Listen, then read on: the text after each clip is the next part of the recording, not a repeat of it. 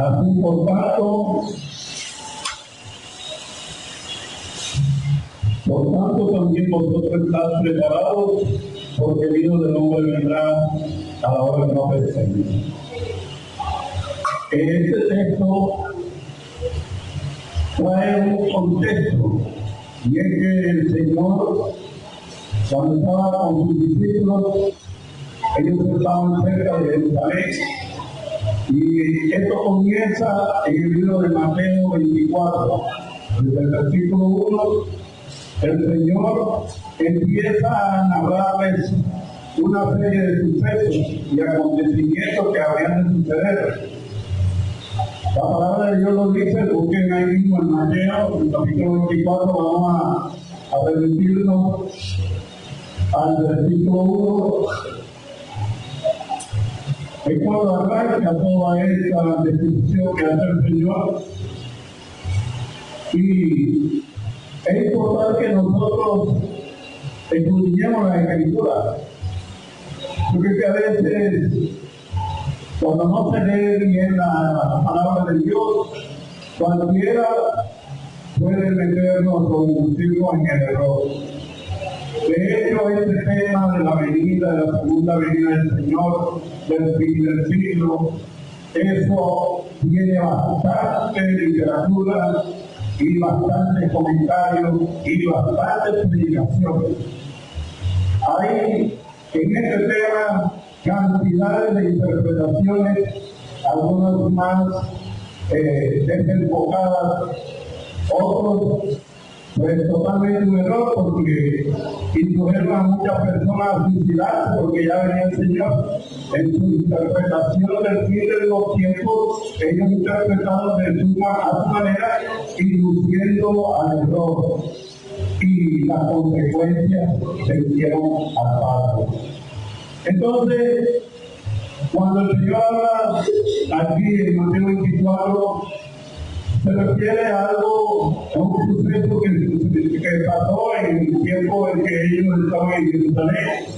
Mateo 24, versículo 1 dice: cuando Jesús salió del templo y se iba, se acercaron sus discípulos para mostrarles los beneficios del templo. Respondiendo él les dijo: de cierto digo, no quedará aquí piedra sobre piedra que no sea derribada. Hablaba de la destrucción del templo. En este contexto él dijo: no quedará aquí piedra sobre piedra que no sea derribada. Y estando él sentado en el monte de los Olivos, los discípulos se acercaron a parte diciendo: Señor, dinos cuándo serán estas cosas. Es decir, la pregunta que ellos están haciendo es con relación a la destrucción del templo. Esta es una pregunta. Que el Señor les dijo que no quedaría piedra sobre piedra, y ellos le preguntan: Señor, ¿y cuándo será esta cosa? Y le hacen otra pregunta enseguida: ¿y qué señal habrá de tu venida? Otra pregunta. Y le hacen otra pregunta: ¿y del fin del siglo? Es decir, ellos querían tener tres respuestas, porque por tres preguntas: ¿cuándo se va a destruir el templo? ¿Cuándo es tu venida? ¿Y cuándo es el fin del siglo? De manera que cuando nosotros entendemos que el Señor se está refiriendo en la respuesta que le da, refiriéndose a las tres preguntas que ellos le hicieron, y se la está explicando de una manera general.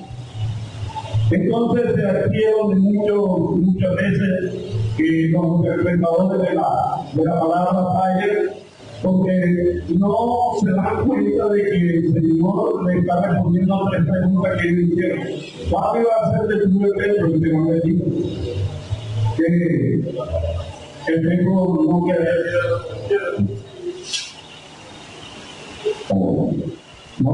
piedra sobre piedra. Entonces el Señor le dice: y estando el central el monte de los Olivos, los discípulos se le acercaron a parte diciendo: dinos cuándo será esta cosa, y qué señal habrá de tu venida y del fin del siglo. Respondiendo Jesús le dijo: cuidado que nadie os engañe, porque vendrán muchos en mi nombre diciendo: yo soy el Cristo, y a muchos engañarán. Lo diréis de guerra y rumores de guerra, Mirad que no sufréis, porque es necesario que todo esto acontezca, pero no es así. Esta cosa pasada, la destrucción del templo, es una historia que aún la humanidad la tiene presente. El templo de Jerusalén en el año 70, digamos, por manos del general Tito, el emperador Tito, hijo de Sebastiano, vino y sitió a Jerusalén. La sitió y ellos estaban padeciendo porque le quitaron las provisiones y hubo hambre, una necesidad bastante lamentable para el pueblo de Israel, porque estaban sitiados. Entonces, esto se cumplió, la destrucción del templo se cumplió en el año 70. El gobierno del emperador Tito. Entonces el Señor también les había dicho que cuando veáis en el lugar santo la abominación desoladora de que habló el profeta Daniel, resulta que también eso pasó en esa época. Ellos profanaron el templo, lo destruyeron, lo saquearon totalmente y destruyeron todo lo que había ahí, profanando todas las cosas del templo de Jerusalén. Ahí también el Señor le decía que cuando veáis esto, huid a los valles, a los campos. El que esté en el campo no vuelva a tomar su casa. ¿Por qué? Porque había una mortandad. Eso se dio, la historia dice que porque el pueblo judío que quería libertarse de la esclavitud del pueblo romano, ellos atacaron primero y causaron unos estragos, una baja en el pueblo romano, y como consecuencia de haber hecho eso, se incendió la ira del emperador Vespasiano y el hilo, el Tito, fue el que ejecutó la toma de Jerusalén y acabó con todo.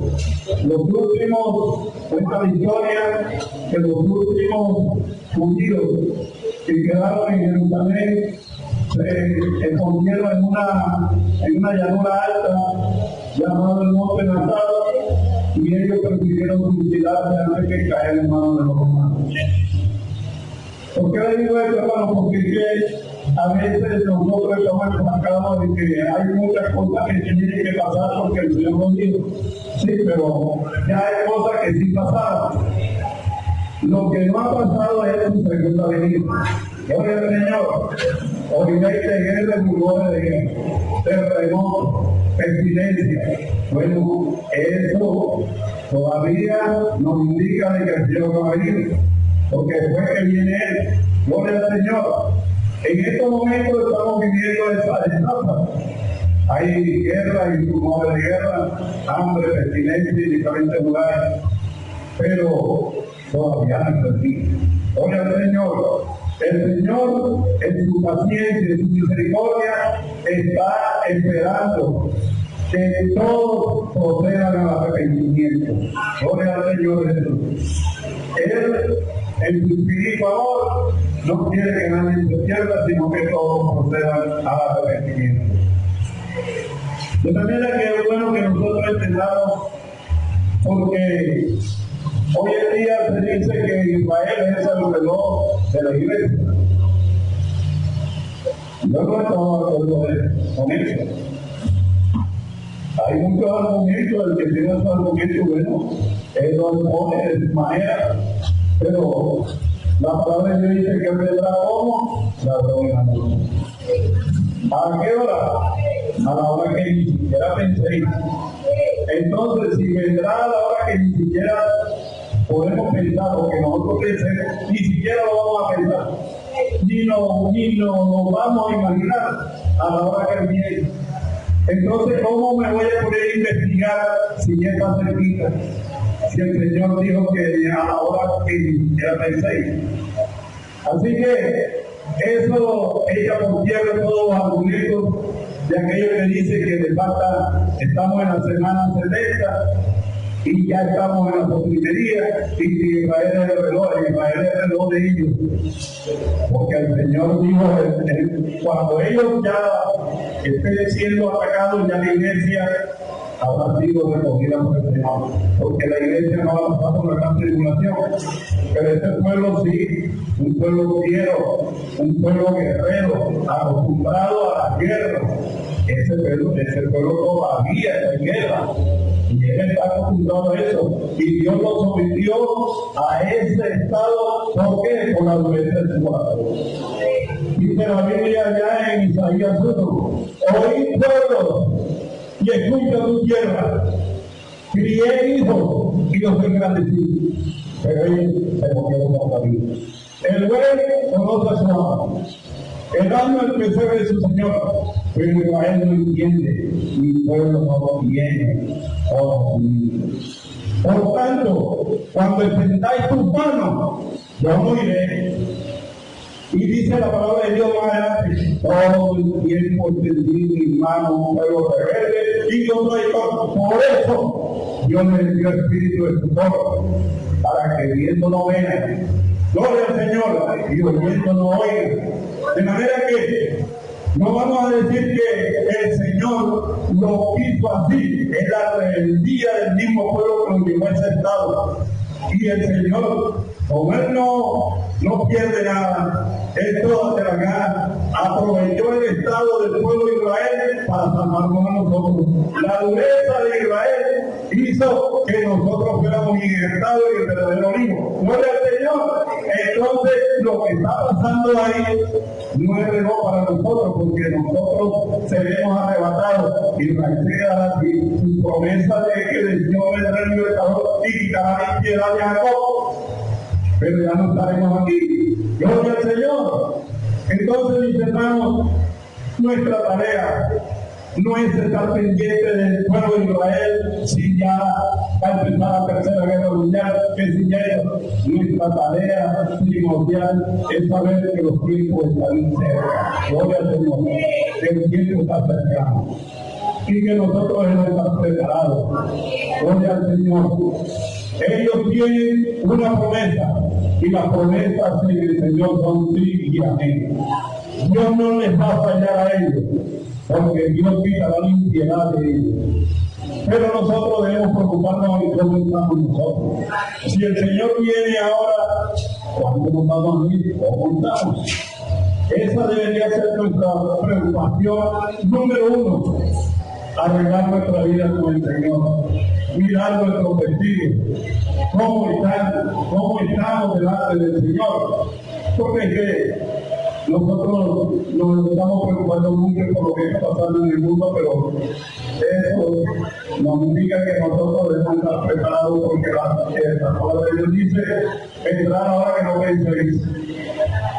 Así que nosotros no estamos pensando en nosotros, estamos pendientes de la guerra, lo que está pasando, y estamos disfrutando de fondo nuestra vida espiritual para que nosotros nos preparemos con tiempo. Un hermano tuvo un sueño. El hermano soñó que iba a pasar por la lado de la Plaza Soberana, y cuando él iba para la iglesia, se dio cuenta que iba sin camisa y con los pies descalzos. Y al frente de la iglesia, donde supuestamente estaba la iglesia, porque iba hacia allá, pero no la lograba ver, él dice que había un arroyo de pura agua de alcantarilla, y que era como del alto de 60 centímetros de profundidad, y eso no dejaba que las personas entraran a la iglesia. Entonces el Señor le dio esta interpretación: la corriente de este mundo la tenemos en las puertas de la iglesia. Esa corriente es la corriente del mundo. La iglesia se ha ido descuidando y no está haciendo el trabajo de limpiar y poner esta banquera para desviar la corriente del mundo de nuestro pueblo. Esa es la corriente del mundo. la tenemos a la puerta de la iglesia y muchas de esas cosas se están metiendo en la propia iglesia. Y ya se hacen cosas que no se hacían hace mucho tiempo. La iglesia ha ido mermando el cabello de cuidado y eso es como un arroyo que estorba que otros lleguen a la salvación, que otros entren adentro.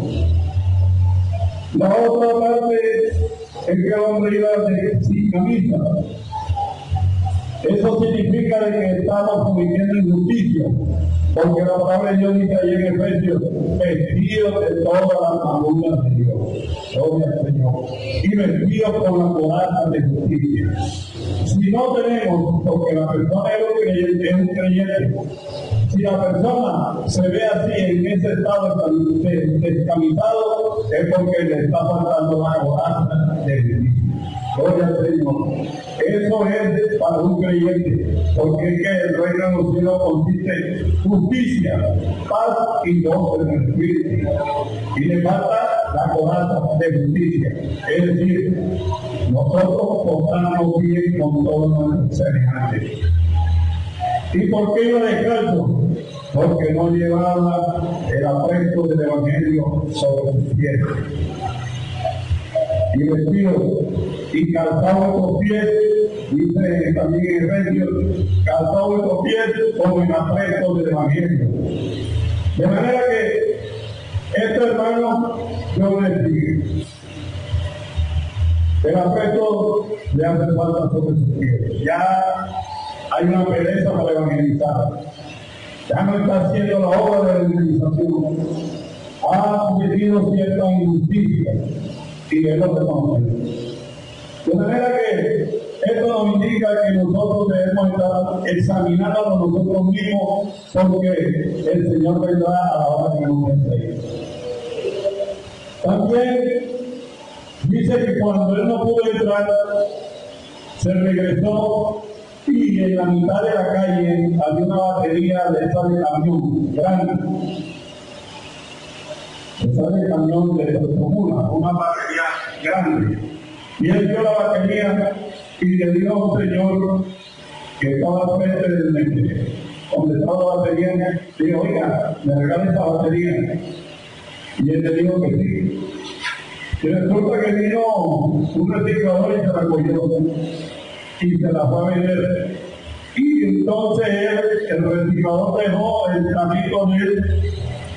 Y él vino, como aquel se llevó la batería, él se cogió un percutor que había en el carro del reciclador. Digo, bueno, como él se llevó la batería atrevidamente, entonces yo me llevo el percutor y se le echó al otro. Cuando llegó a la casa, ya no llevaba el percutor. El percutor es un taladro grande para mover paredes. Cuando llegó a la casa ya no llevaba el percutor, sino la batería que él había pedido, la llevaba sobre el hombro y la descargó allí en la casa de él. Cuando destapó la batería, la abrió. Dentro de esa batería grande había un poco de baterías pequeñas, varias baterías pequeñas, pero todas estaban descargadas y no tenían conexión la una con la otra. Eso es lo que nos está pasando a nosotros como iglesia. Ahora que la hermana ya hizo que nos agarramos en las manos, pues la batería funciona así. Cada uno de nosotros, si fuéramos una batería, fuéramos una celda, que está conformado por celdas, y una celda se une con la otra, y esas celdas unidas dan la corriente. Y cuando esas baterías se unen una con la otra, en serie se aumenta el voltaje. Y cuando se aumenta, se conectan en paralelo, es decir, una derecha con derecha, izquierda con izquierda, se aumenta la corriente. En uno se aumenta el voltaje, en otra posición aumenta la corriente. Hermanos, es muy claro que nosotros estamos destruidos muchas veces. Nosotros necesitamos estar unidos porque el Señor tiene un pueblo que está unido. No podemos estar como esa batería, que había baterías pequeñas, baterías más grandes, había de varios tamaños dentro de la batería grande. Es decir, dentro de una iglesia, es que el mensaje está claro, dentro de una iglesia hay hermanos que no se conectan con nosotros, que estamos desunidos en ciertas cosas y necesitamos estar unidos, porque la batería cuando está en desunión, cuando no está produciendo nada, es un proceso de sulfatación que se le llama. Ella misma se degrada, tenía carga porque alguna vez la cargaron, pero con el tiempo sin uso se sulfató y se echó a perder. Eso no quiere decir que debemos estar vigilantes en nuestro corazón, que tengamos aceite en nuestra vida, porque las 10 vírgenes todas se cabecearon, todas, pero resulta que unas tenían carga, unas tenían aceite, gloria al Señor, y cuando vino el Señor se despertaron y se fueron con el Señor, porque tenían aceite en su corazón. De manera que el Señor nos está llamando a la unión. Él quiere que nosotros estemos unidos, que no seamos independientes. Lo que le afecta a usted me debe afectar a mí. Lo que le afecta a su comité me debe afectar a mí. Debemos estar unidos, porque el ejemplo que el Señor dio en esa ilustración es de que en la batería grande dentro hay una más pequeña, y es lo que pasa en la iglesia. En la iglesia, pero aquí habemos muchos comités, muchos hermanos, pero estamos desunidos. Entonces el Señor nos manda a que estemos unidos. Amén. Es que esa es una de las características. Las baterías cuando se conectan en serie van aumentando el voltaje. Todas las baterías de 12 voltios van aumentando. 12, 24, 26, 48, así sucesivamente. Entonces, mis hermanos, ¿qué es lo que demanda el Señor de nosotros? Que estemos unidos. Que cuando haya que hacer algo en favor de la iglesia nos comentemos. No podemos estar en la iglesia desconectados. Ahora que se viene la campaña, eso que pasó, necesité a mí para reflexionar. Yo digo, bueno, ya yo sé lo que ustedes también está pasando. De pronto en la campaña no hay mucho apoyo. Eso lo digo, hermano Señor. Estoy como que advertido.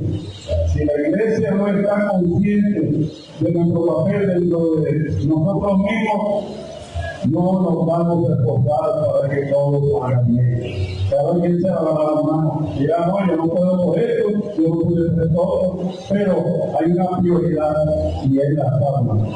Hay una prioridad y es poner en nuestros pies el aprecio del Evangelio para que esto funcione, gloria a Dios. Hay una prioridad es vestir una coraza de justicia, gloria al Señor, porque es injusto que nosotros seamos salvos y nuestros vecinos no tengan esta oportunidad. No es justo que nuestros amigos se pierdan y nosotros no los traigamos al Evangelio, a los pies de Jesucristo. Entonces, ese ejemplo me hizo reflexionar y de bueno, Señor, parece que esto indica de que de pronto, y espero que este mensaje nos ayude a reflexionar. De pronto, allá se necesita que vayamos a las 2 de la tarde, de pronto vamos a hacer a las 5 y ya no qué. Como para salvar la patria, no, ya todo aquí. O sea, eso me dejó preocupado. Esa interpretación que yo leía al hermano me dejó preocupado a mí, porque también el mensaje se circunscribe en lo que estamos haciendo aquí en la iglesia. Gloria al Señor. Dios le habla a unas personas y a veces esa persona nos cuenta la cosa a nosotros, pero que a nosotros también está llegando el mensaje, porque Dios es sabio, Él trabaja con el pie, gloria al Señor. Entonces me preocupé me preocupé. Y a raíz de eso el Señor me dijo que quería que orara 1 hora por la mañana. No sé cuánto la medio. La he asunto yo no tengo por qué estar vigilando, sino que ore. A raíz de eso fue que yo le pedí al Señor, porque en esa preocupación entonces el Señor quiere que oremos 1 hora por la campaña, a cada uno. Nosotros, hermanos, todos los días pedimos. Nosotros tenemos esta costumbre, nos hemos acostumbrado todos los días pedimos, todos los días. Tenemos 5 cultos aquí, 5 cultos pedimos, 5 cultos pedimos. Y vamos 2 cultos de barrio, allá 2 cultos pedimos. Pero ahora vamos a Dios, que el Señor dice que Él vino a buscar adoradores, que le adoren en espíritu y en verdad, en vez de donde está aburrido. No puedo pensar el Señor, perdóname, Señor, pero hay que entender que a veces nosotros no hemos dimensionado qué es el Señor para nosotros. Nosotros nos quedamos con la parábola del buen injusto y la viuda que le pedí y le puso la cantaleta hasta que el Dios dijo, bueno, para no hacer un daño bien, te voy a socorrer. Nosotros quedamos con eso. Pero el Señor nos dijo, por nada estén afanosos. Por nada estén afanosos. Ni por la comida, ni por el vestido. Entonces fíjense, ¿con cuál de las dos me quedo? ¿Con cuál de los dos señores me quedo? ¿Me quedo con el que tengo que estar pide? ¿O me quedo con el que me da todo? Gloria al Señor. Yo me encargo de adorarlo y él se me conmigo. La esposa atiende a su esposo, ella se queda en casa haciendo lo que le corresponde, pero ella no se preocupa por la comida si el marido va a trabajar y le trae el salario y le trae el sueldo. El marido bueno va a trabajar para su esposa y le vive con todo lo que necesita. Y la esposa le corresponde a él con cariño, con amor. Entonces es una relación en la que nosotros debemos mirar que el Señor merece nuestra adoración, merece nuestro reconocimiento, porque Él nos sacó de la inmundicia del pecado y ahora nos ha dado una nueva vida. Claro que le tenemos que pedir, gloria al Señor, y no faltaba que yo diga que no le vamos a pedir, pero tenemos que estar tiempo para adorar. Gloria al Señor Jesús. Yo digo que un esposo contento no tiene que la mujer estar poniendo cantaleta. Si el hombre le socorre con todo lo que ella necesita, ella va a estar contenta. Gloria al Señor. Y si el hombre la ama, ella no tiene que ponerle cantaleta, al contrario, él se preocupa por ella. El Señor se preocupa por nosotros. El Señor está preocupado siempre, está velando por nosotros. Nosotros debemos hacer lo que dice el Señor, echar la carga sobre Él. Gloria al Señor. Es que ese es el asunto. Nosotros debemos prepararnos, mi hermano, confiar en el Señor, porque vea, esos son síntomas de incredulidad, aunque usted no lo crea. Aunque usted no lo vea así, esos son síntomas de incredulidad o de inseguridad. Gloria al Señor, porque el que no le haga, cree que no le va a dar, y comienza porque piensa que para él no hay, y hay para todos en el Señor. Por nada estéis desesperados. Eso dice Pablo. Aunque estemos derribados, pero no desesperados, porque en la desesperación la persona comete imprudencia. Entonces, si nosotros esperamos al Señor y queremos irnos con Él, debemos estar preparados. Pero si tenemos desconfianza, nos quedamos. Si no confiamos en Él, nos quedamos. Y es que nosotros debemos alejarnos de todo aquello que nos enfermedad. El apóstol Juan, primera de Juan, en el capítulo 5, vamos a leerlo, hermano Joel, y el facilito para leer. Primera de Juan, capítulo 5, el versículo 16. Si alguno hubiera su hermano o hubiera estado en su dirá, y Dios le dará vida. Que fue para los que cometen pecado denunciando al pecado dominante por el cual los hijos de Dios. Yo veo lo que dice la palabra de Dios. Si alguno ve a su hermano cometer pecado que no pierde muerte, él dirá a Dios y Dios le salvará. Hay pecados que no son de muerte, pero hay pecados que sí son de muerte. Entonces nosotros cometemos ciertos errores, pero que no son de muerte. Pero hay otros que sí, y debemos cuidarnos de esas cosas.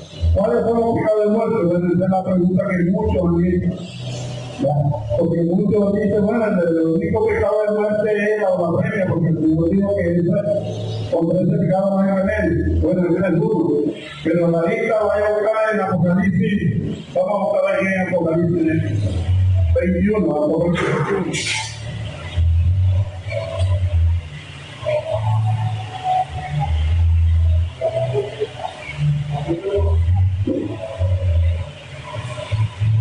Apocalipsis 21, el versículo 8.